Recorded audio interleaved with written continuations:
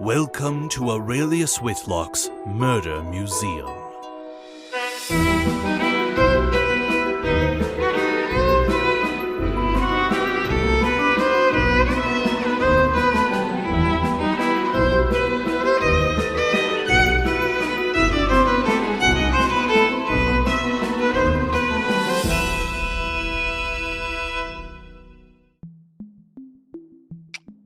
Good morning, this is Agent Jordan Key.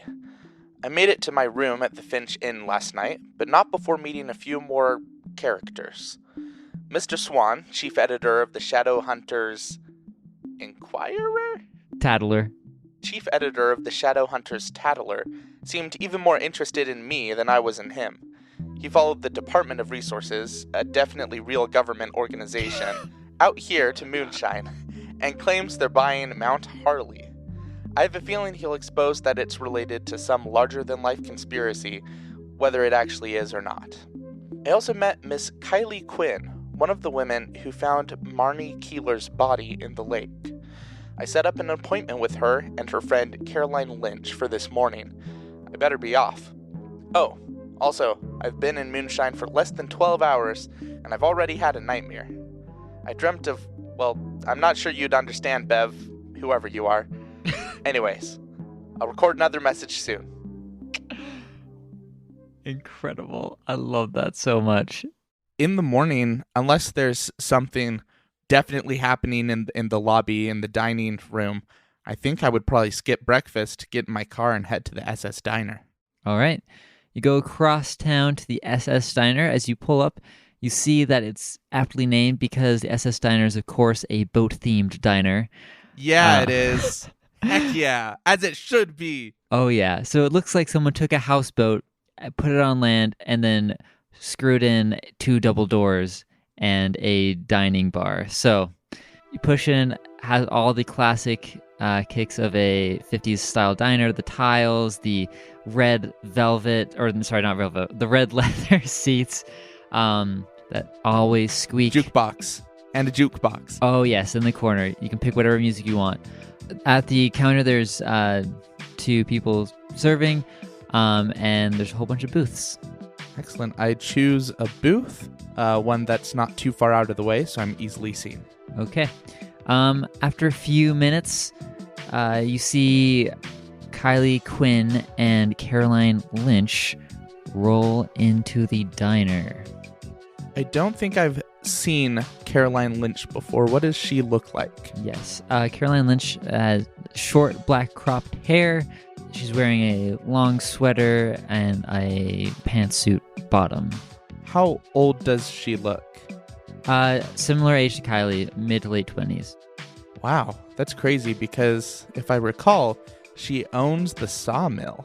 She does. So she's got to be a wealthy young heiress or a very prolific businesswoman. Interesting. Okay, I gesture over to them to sit with me. All right. They come on over and settle down, and Caroline reaches across the table and raises her hand for you to shake. I shake it. I assume she introduces herself. Yes. But I already know her full name. Caroline Lynch, it's good to meet you. Likewise, you're the agent is what government Kylie boy. Said. Government boy, yes. Is that what you'd like to be addressed as? I will note it down. I think it's catching on. Duly noted. Thank you both for being here on such short notice. I'm terribly sorry to hear that you've both had what I'm sure is a very traumatic experience. But before I take your statements, I was just wondering if I could hear a little bit about yourselves. Kylie Quinn, we spoke a little bit yesterday night, but you are a returning student, is that right? Or you're no longer in school? No longer in school. I graduated. Caroline and I graduated the same year. Oh, that's what I'm remembering. Gotcha. And what have you done since then? Remind me. Well, I took over the family business, as it seems, in San Francisco. Does it have a name, the business? Well, Quinn's Paranormal Investigations. I'm aware it's not quite as glamorous as FBI, but we make do for now. QPI sounds just as good as any other acronym. Oh, I like that. Okay, and we'll ask you. I'll ask you in a second why you're back in Moonshine. But Miss Lynch, tell me more about yourself. Yes. So, born and raised in Moonshine. My parents owned the sawmill before I did.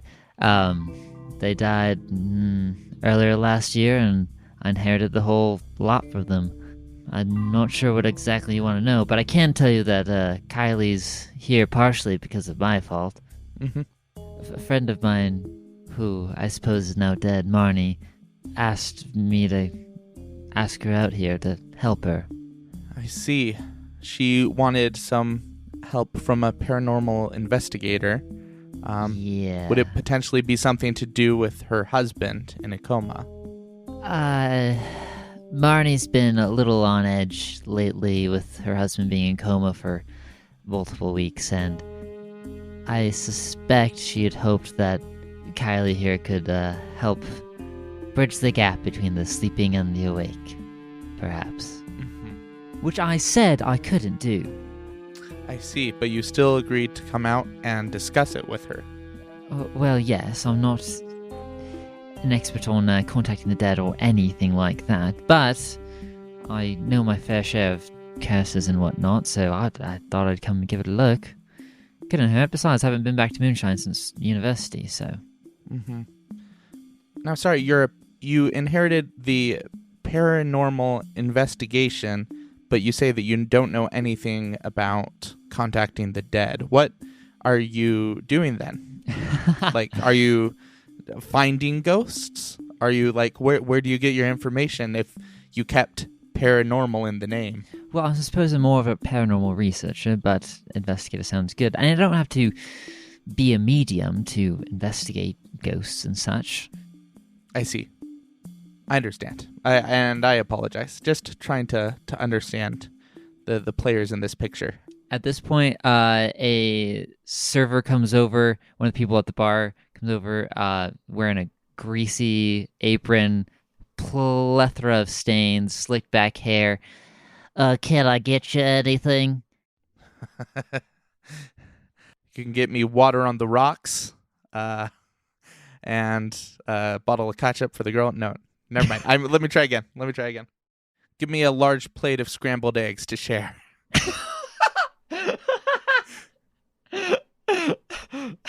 I look over earnestly at the other two and I say, breakfast is on me.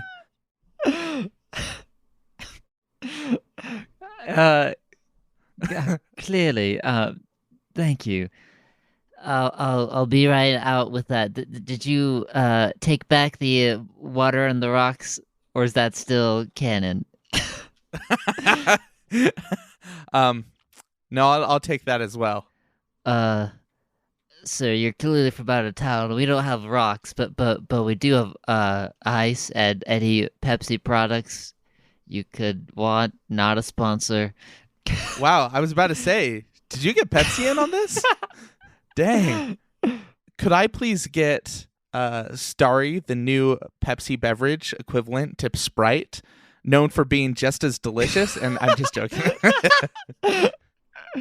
Also, I just do want to note that this server has a greasy apron and it's the morning. So either they did a lot of cooking this morning or they don't wash their apron. And both of those are, I'm just filling in the world that you're giving me. I feel like those are... That's a fair assessment. It's pretty stained, and the stains don't all look new. Ah, good for them. As a side note, I worked at a pizza job, and we had a little apron. And by the end of the shift, the apron would have just about as much stuff on it as a pizza did. Oh. It was so gross. Oh, that sounds horrible. Yeah. Anyway, but all of this is besides the point. Once the server leaves, I'd love to continue our conversation. He gives you a little salute and waddles off to the counter again. Bless him. Okay. And just while we're getting to know each other here, if you don't mind me asking, Caroline, did both of your parents pass away at the same time? Thereabouts. After Mom passed away, Dad kind of lost the will to keep going. He was old anyway, heart was giving out, so not a surprise. Nothing suspicious about it, if that's what you're getting at. Yes, I was just curious. I heard that you owned the mill, and you seemed very young. I was just wondering how you ended up in the place you are now. Out of curiosity, do you also happen to own any other property, like perhaps the mine or any lakefront property? Actually, the Lynch Estate, as it's called, goes right into the mountains. So we own the whole north and western portion of Cooper's Lake. So that includes the mine. But it's a lot to keep up on my own. I understand. I hear that there's been at least potential for an exchange. Well, it would have been more than just potential if we hadn't had so many setbacks. Well, I think I might have some questions about that, but before, can I please hear the story of how you found the body of Mrs. Marnie Keeler? Sure.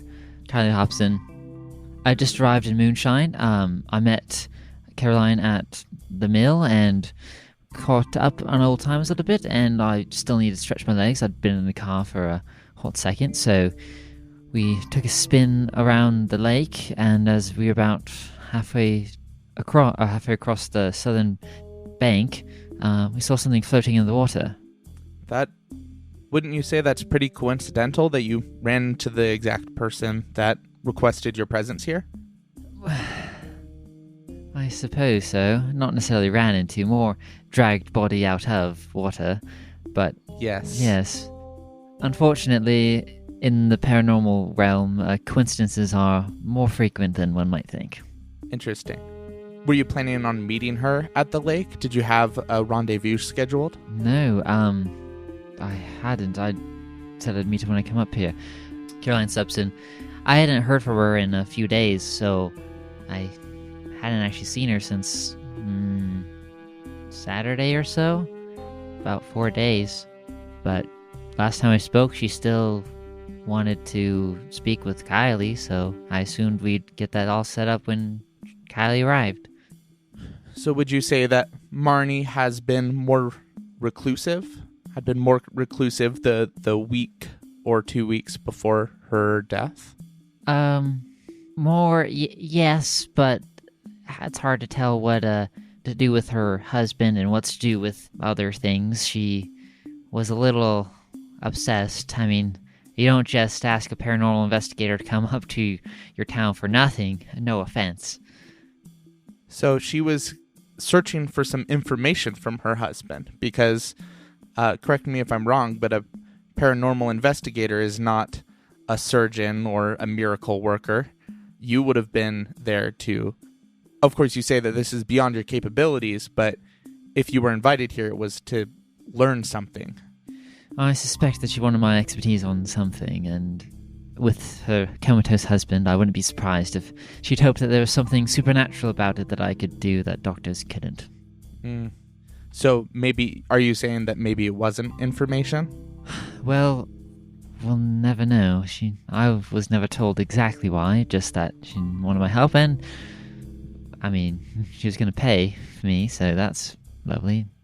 I see. Well, then maybe we should go back to the mine. Caroline, you said there have been setbacks. What do you mean by that? Well, we need the surveyor to complete the purchase. If I don't get the surveyor, then the contract will eventually expire, and I'll be stuck with the mine, and that's that. The surveyor is, I don't know, Marnie's husband, who's currently in the hospital. Right. When are our scrambled eggs going to show up? If you wait a few more minutes, they'll show up decently soon. I didn't actually need a response. That was to the characters, not to Nathan. Oh, I see.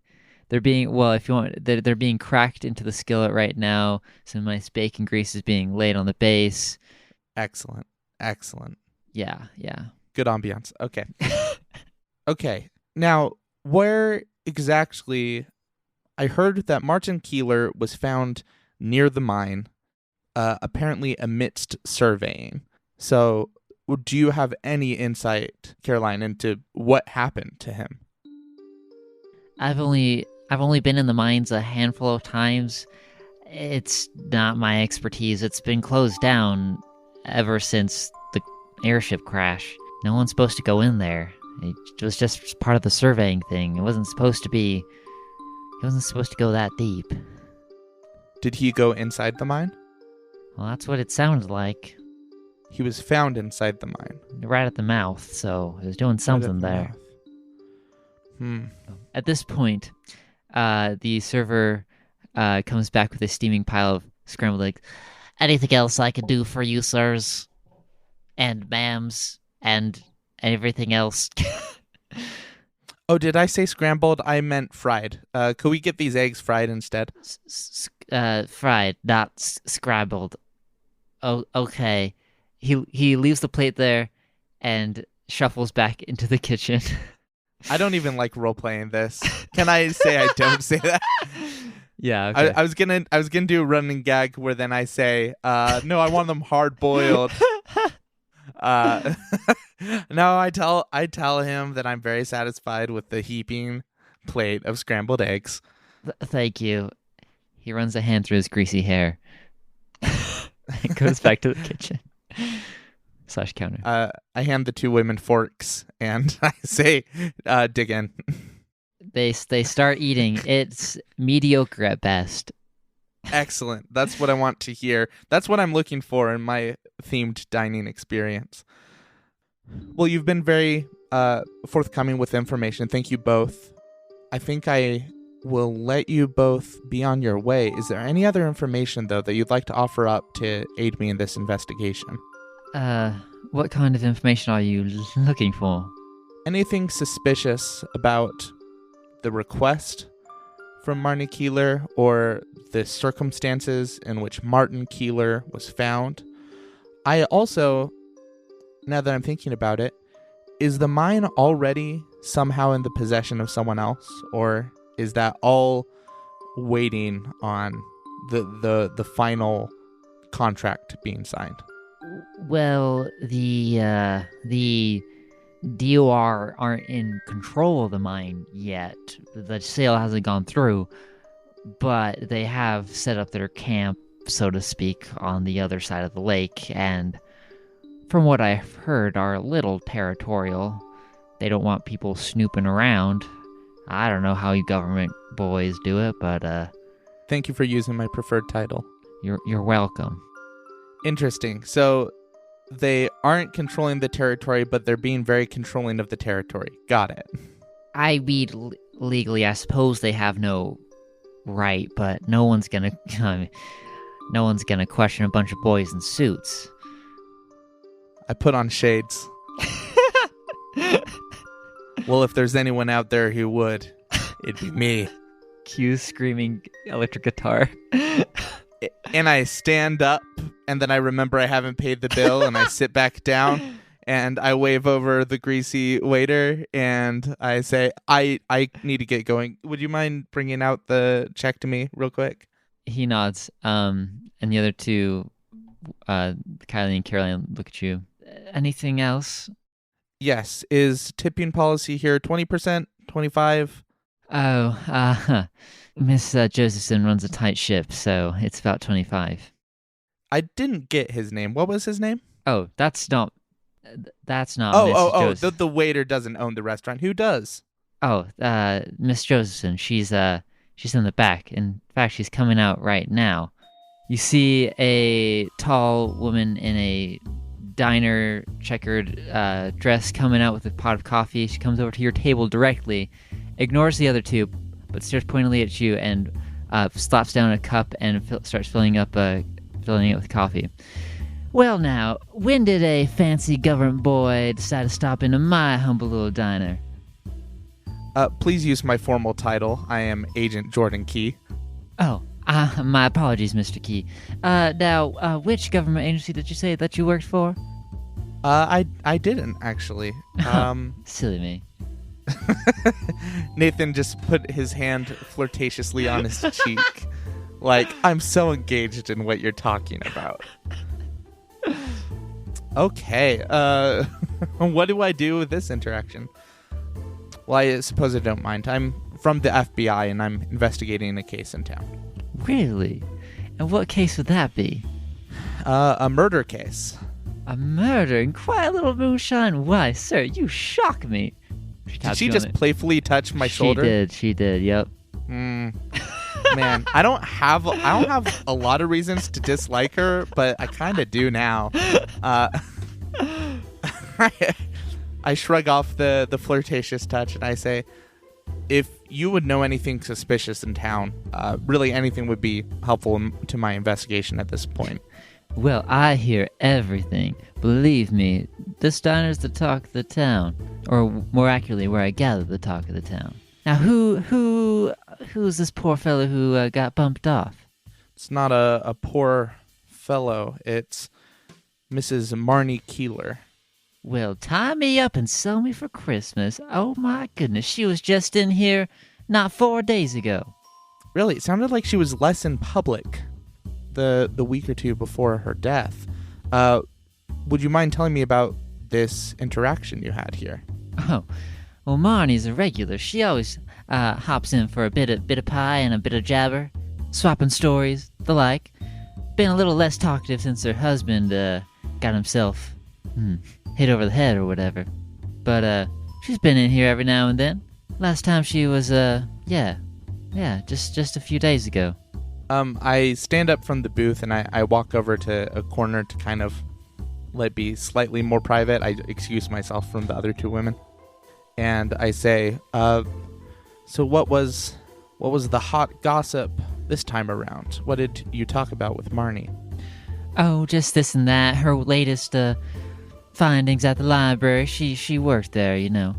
Mm-hmm. Her latest argument with her neighbor. You know, just the normal. Nothing crazy. Talked about her husband decent amount.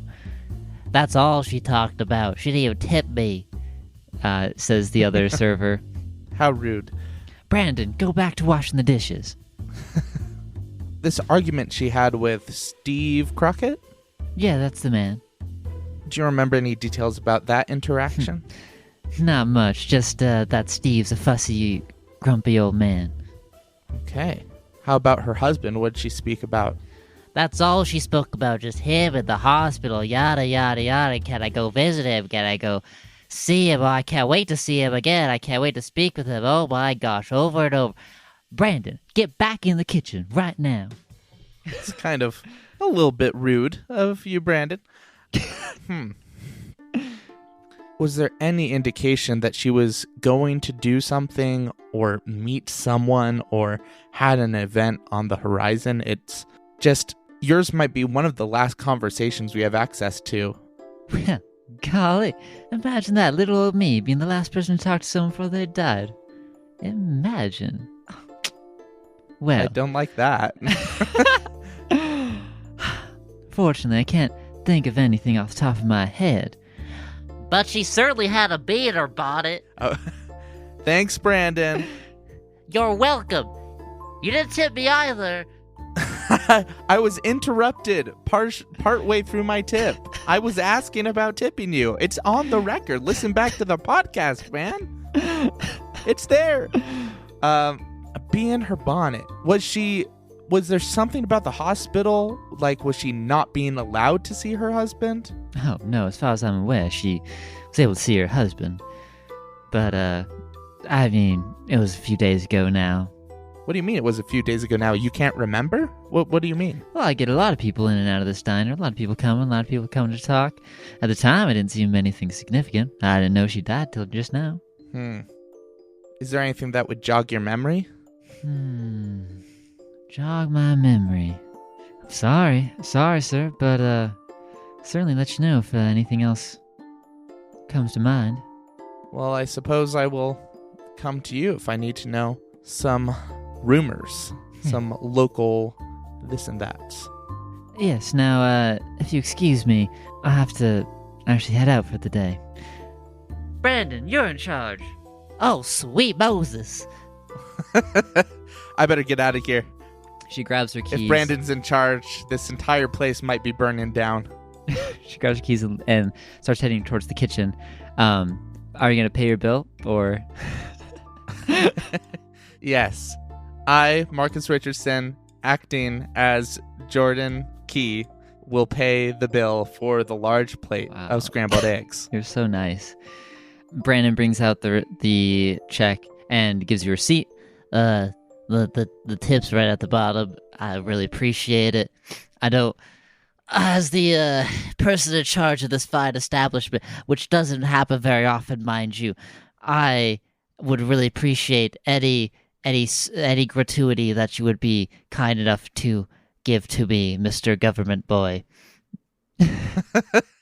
Man, there better be like a message written on the tip line, because otherwise this guy is wasting my time. I look down. Has he written like, meet me in the back, she's gone now?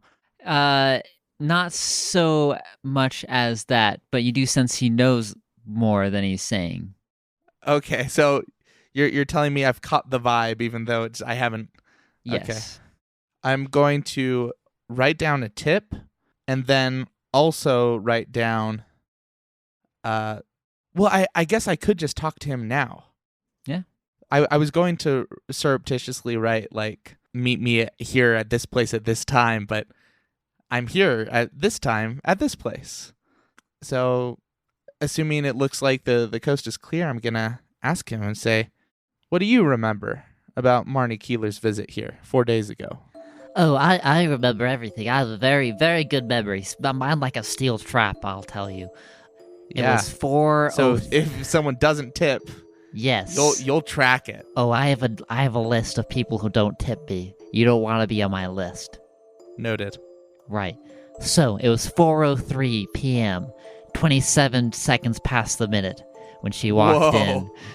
Incredible. Go on. She took her usual spot at the bar and started jabbering to Miss Josephson over there. Well, I suppose she's driving off now. And they talked about just this and that for a little while, but then Miss Josephson brought up the subject of her husband, and Marty looked awful excited. Sounds like she's found something. She mentioned something about the library, and gosh, something else I can't quite remember, which is so unusual for me. I can usually remember everything. Goodness. After that, Marty left after about 30 minutes. She only drank half her coffee, which is also mighty unusual. She usually finishes her whole cup. Then she left out into the night. And we closed up early. Miss Josephson had a family emergency. She didn't trust me to be in charge, I suppose. But now she does, because look who's the... You've proven yourself. Yes, obviously, with my fine service. Yes, that large plate of scrambled eggs. That was really the linchpin. Get it, Lynch? Ha, Linchpin. ha. Out of curiosity, why are you asking so many questions about Marnie? Apparently you have not heard. Marnie Keeler was found dead. He drops the checkbook or whatever it is and staggers back into the counter, his face pale. What? What? When? How? Who? Oh my gosh. Oh my goodness. And you're here investigating? Oh, I feel sick. Oh. Please don't vomit near the food. Brandon, what's your last name? Zolip. Zolip? Yeah. When was she found? Where was she found? Who found her? Should I be forthcoming with all this information? I guess I tell him. I tell him the lake. I tell him those two individuals that are possibly still at the table with their scrambled eggs. And I tell him the time that she was... Wait, do I know the time she was found? I could have asked that to the women. It was afternoon, so... Afternoon yesterday? Yes, yep, yesterday. So I say, well, if your mind is like a steel trap, then maybe you could tell me who was here at what times yesterday? Yesterday, I don't quite remember. Marnie wasn't here. Marnie hasn't been here since we saw her 4 days ago. Right. I haven't seen her anywhere around town either. Oh no. So, did she leave? Do you remember which direction she left down the road? Was she excited and then she went to the hospital? She went left first. I mean, west, I suppose, if you're trying to be cardinally direct. West for about, 15 minutes. What? I mean, yeah, she went west. I'm sorry, Brandon. Now, you have to admit that's awful suspicious to have a time in mind. Were you stalking Marnie Keeler? What an outrageous accusation. I have a business to run, sir. I don't care who you are. He straightens his apron. But I have half a mind to go into the kitchen so you can't find me. What a threat. In fact, I have a full mind. He wanders back into the kitchen. Well, sir, I have half a mind to arrest you on the spot. Get back here.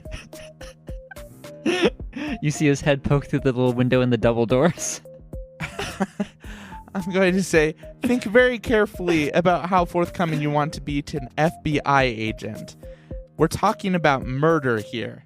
I need to know all the facts. He pokes his head out. Well, but baby, you could come discuss it back here and not in front of the patrons. Fine. I go back. I have half a mind to nix the tip I left you on that receipt. It's too late, I already cashed it. Dang it! You're too quick. You know what I want to know. And what is that? I don't know anything. The kitchen is pretty much how you'd expect it. It's pretty messy. Just kind of food stuff's left everywhere. There's a coat rack in the corner. There's a back door. Set of keys by the back door on the coat rack. The fridge is open. It doesn't look like the most well-kept food establishment. You don't even see a, what's that called? A food inspector certification anywhere. Yeah, I mean, but this is the 80s, the Wild West of decades. Fair. I stand behind that metaphor, yeah.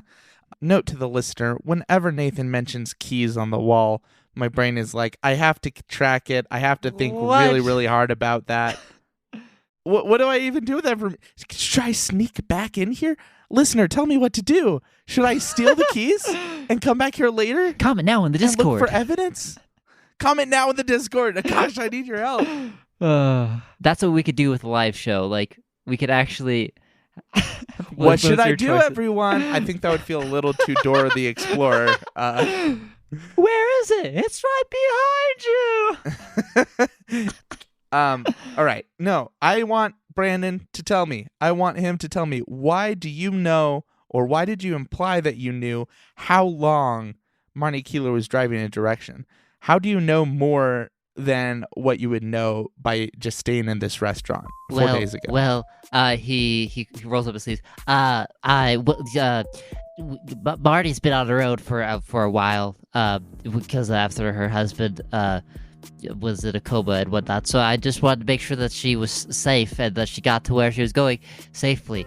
Obviously, I had her best interests in mind. I mean, mind. And have you had her best interests in mind previous to that night? Well, obviously, she's a very nice woman. A very nice married woman. Had she ever spoken with you beyond just your eavesdropping from the kitchen? Well, we used to speak a lot more, but she still says hi to me and everything, which I think means a lot. You know. Yeah. So, did she go home after she was here? I didn't see her go home. Where did she go? Well, she went to the library, and then after about 20 minutes, she... My gosh. You're really committed to her safety, aren't you? Yes. Oh, gosh. And then she drove an hour or so to the hospital. and but I was there, but then I got told off, and so I left. By whom? Uh, By Marnie? no, I don't really think I should say. I think you should. Well, it was Miss Joseph said she had a family emergency, and I guess she was at the hospital, and she saw me in my car and told me to beat it. Does Miss Josephson have family in town? Oh, I don't know. I don't know her very well. I mean, she is from out of town, but she could have family in town now. She came here about 3 months ago. That's when the diner opened. Really? Thereabouts, yeah. Well, it sounds like maybe I should Are investigate. you going to arrest me? I'm thinking about it. Well, darn it. Stalking is a crime, probably. I don't know when it was codified into law, but I mean, it probably has been not a good thing for a while. So, I will think about it, but I will also think about how you've been open with information after having your arm twisted behind your back under duress. You've been cooperative. Duress? So, I'm in shock. Dang it. He passed the table behind him lightly to try to emphasize his point. oh man. Well, we might be continuing this conversation, Mr. Zolip. But for now, you're free to manage your business, or at least substitute for your real boss. Yes, thank you. Can you please leave? I'm thinking about it. Okay, I'll leave. He's the worst character, but he's fun to voice. Absolutely. Well, I think I have a lot of places that I want to go, but I think my next stop is going to be the library.